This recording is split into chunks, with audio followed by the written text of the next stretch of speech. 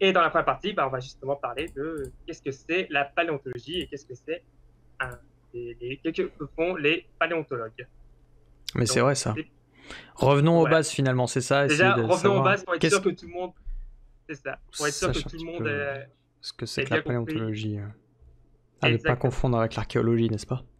C'est ça, bah voilà, tu commences déjà, tu commences déjà à Spoiler. spoiler. Spoiler alert. Donc, comme je disais, partie 1, dans un trou vit un paléontologue. Oui, parce que peut-être l'image que beaucoup de gens ont des paléontologues, ce sera cette image-là, donc de gens qui sont dans des trous pour creuser, chercher des trucs, bon, Mhm. des fossiles plus exactement. Donc c'est vrai que c'est, enfin, le métier de paléontologue, ça consiste en partie à ça. Ça consiste à chercher des fossiles. Alors justement, pour rendre un peu hommage à Tolkien, qui, comme certains l'ont rappelé, était linguiste, donc le sens des mots est important, et ben qu'est-ce que ça veut dire étymologiquement? Qu'est-ce que ça veut dire paléontologie? Donc paléontologie, ça vient de plusieurs termes de grec ancien. Donc paléo qui signifie ancien, ontos qui veut dire les êtres, ce qui a été, Mhm. et logos, l'étude.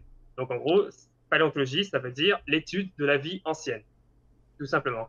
Donc en gros, on va étudier toutes les traces de vie passée. Et par traces, ça peut être des fossiles, mais ça peut être des empreintes, ça peut être des crottes fossiles, ça peut être des restes de coquilles. Un fossile, c'est vraiment très large.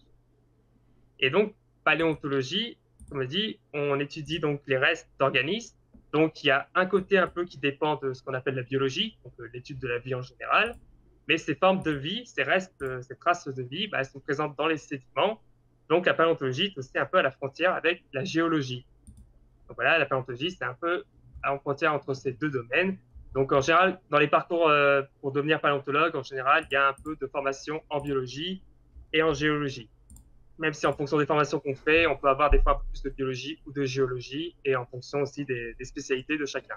Parce que la paléontologie est un domaine qui, comme beaucoup de disciplines scientifiques, On regroupe d'autres regroupe sous-disciplines, ouais, c'est ça. sous-disciplines, et il y a énormément de spécialités en paléontologie. Mhm. Pratiquement chaque groupe animal peut être une spécialité, comme bah, on peut dire les mammifères, les requins, les reptiles, etc., etc. Donc voilà, déjà, c'est pour définir un peu plus ce que c'est la paléontologie. Et donc là, bah, vous avez des images un peu issues de la culture geek de paléontologue. Et là, je pense qu'il y en a certains qui vont commencer à tiquer parce que oui, il y a en effet un intrus parmi toutes ces photos. Ah, Donc, je pense que ces deux-là, déjà, beaucoup ont dû les reconnaître. Donc, on a Alan Grant et Ellie Sattler, donc Jurassic Park, qui sont nice. donc, eux, bien des paléontologues. Ellie Mhm. Sattler est même une paléobotaniste parce qu'elle elle, s'intéresse aux feuilles, donc à la végétation passée, qui donc vivait à l'époque des dinosaures. Mhm. Ici, donc, bon, je pense pas que ça parlera à toutes les générations, mais donc c'est Ross Geller de la série Friends, donc des années Qui ne 90. connaît Donc, pas Friends? Franchement, dans voilà, le je veux chat, dire, ça m'étonnerait quand même. Même moi ah, qui est pas trop connu et qui aime pas ah, spécialement d'ailleurs, mais c'est ah, tellement populaire que. j'allais dire, bah, même moi, c'est passé, j'étais gamin, mais ça a été rediffusé, j'ai vu les rediffs, moi, mais je connaissais Ouais. pas non plus. Mais après, c'est possible, hein, on sait jamais, les trucs, il y en a peut-être qui n'ont jamais connu. Mhm. Mais en tout cas, lui aussi, qui était un paléontologue dans la série, c'est vrai qu'il y en a qui des fois qui l'oublient, mais il est vraiment Ah ouais? paléontologue. Ouais, Et je oui, savais même pas. bah, moi non plus, mais après, c'est pas trop l'objet dans la série, mais oui, je sais plus s'il est vraiment diplômé, parce qu'il a un docteur en paléontologie, mais je sais qu'à un moment, il se présente en tant que paléontologue. Donc, D'accord. c'est un vrai paléontologue. Et vous avez donc ici un autre personnage très populaire de la culture geek, qui est donc Indiana Jones. Sauf qu'Indiana Jones n'est pas paléontologue, il est archéologue. Et Et là, voilà. on arrive justement Échec. à ce que tu as commencé à dire, c'est Hmm. que oui, beaucoup de gens considèrent ou ne voient pas la différence entre paléontologue et archéologue. Donc déjà, pour commencer à distinguer, bah voilà, je vous dirais que archéologue, c'est Indiana Jones, paléontologue, c'est Alan Grant. Et Hmm. après, peut-être, je ne pense pas que ça parlera beaucoup. Donc, qu'est-ce que concrètement la différence entre ces deux domaines? Alors donc, pour expliquer un peu la différence, eh ben, je vais prendre un hobbit.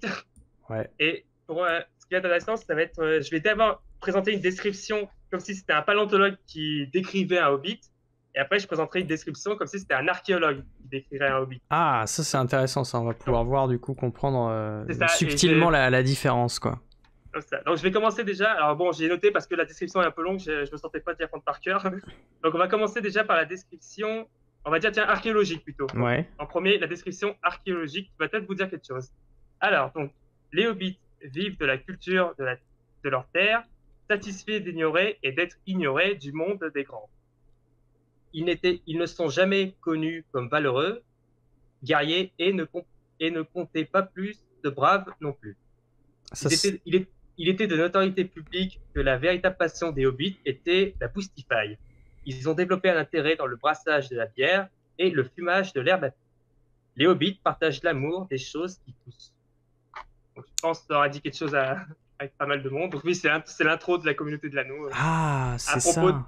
à propos des hobbits. Je me demandais Ah, ce que tu lisais en fait. je l'ai un peu raccourci, mais donc ça serait un peu une description archéologique des hobbits. C'est décrire Mais la attends, civilisation, quoi, c'est ça. c'est ça. Par contre, une description maintenant paléontologique. Hmm. Alors, paléontologique. Les hobbits se caractérisent par leur petite taille. Ils mesurent entre 60 et 120 cm et vivent en moyenne jusqu'à 80 ans. Ils ont des poils sur les pieds semblables à leur chevelure, bruns, épais et frisés. La plante de leurs pieds est recouverte de cuir naturel, leur permettant de marcher pieds nus en toutes circonstances. Ils ont des oreilles légèrement pointues. Ils sont très proches des humains, bien plus que des elfes et des nains. Donc là, est-ce que vous avez la différence? Est-ce que Oui, vous sentez la diff dans le chat? la différence entre une description paléontologique, donc la dernière que j'ai à faire, et la première, c'était plus une description archéologique. D'accord. Ouais, c'est subtil quand même la diff. Moi, je C'est- pense l'avoir, à mon avis. Oui, on l'a. Bah, Ils l'ont. Voilà. Après, Yes. pour vous montrer, c'est que, bah, tu vas commencer à le dire, c'est que c'est vrai que l'archéologie va s'intéresser aux vestiges, et c'est-à-dire aux vestiges d'une culture. Donc, comme je l'ai dit, donc, par exemple, les hobbits, si jamais des archéologues s'intéressaient à des hobbits qui ont existé dans notre monde, bah, eux, ils savaient de savoir bah, de quoi ils vivaient, quelles étaient Ouais, c'est leurs ça. mœurs. Donc voilà, bah, là, comme j'ai dit, donc, les hobbits pensent beaucoup à bouffer et à cultiver la terre. Hmm. Par contre, les paléontologues, nous, on va s'intéresser aux fossiles, donc vraiment au squelette des individus. Et nous, ce qui va nous intéresser, bah, c'est par exemple la taille des individus, Ouais. les différences entre les mâles et les femelles, Hmm. jusqu'à quelles années, jusqu'à quand ils vivaient, quelles étaient leurs caractéristiques propres. Donc, par exemple, pour les hobbits, le fait d'avoir une petite taille et des pieds très grands, poilus. Enfin, voilà. Et donc, c'est vraiment ça la différence entre la paléontologie et l'archéologie, c'est que l'une va s'intéresser à la culture et aux outils qui signifient, alors que la paléontologie va s'intéresser en gros à toutes les formes de vie. Et ce qui fait aussi qu'on confond souvent la paléontologie et l'archéologie, c'est que concrètement, l'archéologie, comme j'ai dit, comme ça s'intéresse aux outils, Mhm. et ben, pour l'instant, les plus vieux outils que l'on connaisse, ils datent autour de, alors c'est là que j'ai, de 3,3 millions d'années. Ok. Donc c'est relativement récent quand même à l'échelle des temps géologiques. On aura l'occasion de voir un peu Les échelles. le temps géologique D'accord. à quoi Ce que ça ça veut correspond, dire. mais 3,3 millions d'années, c'est quand même relativement récent. Alors que les paléontologues, comme on s'intéresse à toutes les formes de vie, eh ben, nous, on va pouvoir remonter à plusieurs millions d'années, à 10 Ouais, millions c'est ça. d'années, 60 millions d'années, jusqu'à Ou même en 100 millions milliards d'années, d'années, hein, jusqu'à l'origine même de la vie, quoi. c'est ça, jusqu'à l'origine de la vie. Donc, on a vraiment une échelle de temps beaucoup plus grande. Hmm. Et par contre, ce qui peut arriver, c'est que les paléontologues et les archéologues, par exemple, ceux qui travaillent sur l'évolution humaine, et ben là, on peut collaborer avec des archéologues parce que les archéologues vont s'intéresser à d'autres aspects de ce qu'on va trouver dans un site qui a été habité par les humains. Là où les paléontologues vont s'intéresser, donc comme j'ai dit, aux caractéristiques biologiques des individus, les archéologues vont s'intéresser à la culture de ces individus. Ouais, c'est Donc ça. c'est pour ça aussi que la confusion peut être entretenue parce que sur certains sites, comme par exemple en Éthiopie, bah, les archéologues et les paléontologues peuvent collaborer. On a les Et par deux contre, métiers, quoi. Ok. exactement. Mais c'est bien sûr deux métiers complètement différents qui peuvent avoir par contre des techniques en commun. Parce que Hmm. comme je l'ai dit, les vestiges, on peut les trouver dans les sédiments, comme les fossiles. Donc il y a aussi l'archéologie aussi a besoin de dater les restes qu'ils trouvent. Ouais. Donc on a aussi cette notion de datation, mais qui a une échelle beaucoup plus petite, comme je l'ai dit, par rapport à la paléontologie. Mais voilà, on a des méthodes en commun, mais par contre, on n'a pas du tout le même sujet et pas du tout les mêmes problématiques. Ouais, les C'est mêmes vraiment buts, ça. quoi. On essaie pas d'expliquer les mêmes choses, quoi. Enfin, On s'intéresse pas du tout, ils le même s'intéressent pas objet. du C'est tout l'objet d'étude au- qui est différent, quoi. Tout Exactement.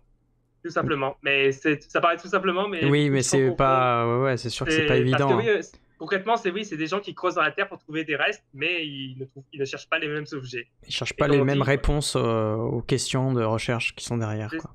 c'est ça, même si ça peut des fois un peu se chevaucher, comme j'ai dit, pour certains domaines, comme l'évolution humaine. Mais sinon, concrètement, bah, comme j'ai dit aussi, c'est pareil, quand on voit pour les pyramides, qu'il y en a qui disent que c'est des paléontologues qui fouillent, bah non, les paléontologues ne s'intéresseront jamais aux pyramides. Oui, Et parce que inversement, c'est de la culture humaine, enfin, c'est trop c'est récent ça. en fait. Enfin, c'est purement, quand on s'intéresse aux pyramides, on s'intéresse à un contexte, à une civilisation, à de la Exactement. culture autour d'un peuple qui vivait d'une certaine manière et on essaie de comprendre cette manière de vivre et on ne cherche pas à comprendre la physionomie Des, des de individus, oui. l'espèce des individus, puisque c'est Homo sapiens, puisque c'est nous en fait. Donc C'est nous. on n'a pas grand chose à apprendre. Il n'y a pas eu d'énormes un gap d'évolution entre les Égyptiens Non, antiques et nous, quoi. non, bah Donc, déjà, même entre Cro-Magnon et nous, il n'y a pas eu de ouais. grosse évolution morphologique, on va dire, parce que Mm, Cro-Magnon, c'est un Homo sapiens comme nous, en fait. Non, mais Et, c'est intéressant de reposer les bases et, là-dessus. et Ouais. c'est pareil aussi, un archéologue ne travaillera jamais sur du dinosaure, parce que c'est pas du tout leur domaine d'étude. Oui, voilà, c'est Dinosaures, ça. comme je dit, les dinosaures, c'est plus de 66 millions d'années. Enfin, en tout cas pour ceux comme le tyrannosaure et le triceratops qui sont connus, mais un Mm, archéologue ne travaille pas du tout à cette échelle de temps. mm. Non, le voyage ne s'achève pas ici.